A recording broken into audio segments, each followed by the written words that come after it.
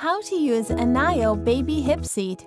It is recommended for a baby from about 6 to 48 months old. Checkpoint. Check the logo GOOSEKET placed on the front.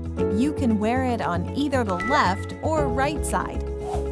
Fasten the webbing strap for safety reasons. Loosen the strap by pulling up the buckle and pulling the hip pad downward. Pull down the front webbing strap to adjust the hip pad to fit your body. Refer to the size markings on the back. It helps different users to remember their comfortable strap length when they put it on. How to use. Take Anayo under the child's legs when you're holding your baby up. Put it over the child's head when your child is standing. Place the hip pad first in the middle of the child's bottom and thighs, and adjust the webbing strap.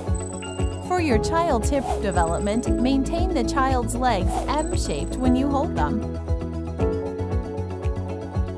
The shoulder pad onto your shoulder, your child above your hip, your child close to you.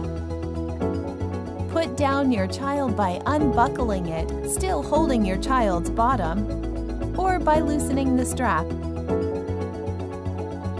Anayo weighs 0.5 pounds and supports up to 44 pounds. Compact and light. Enjoy GOOSEKET.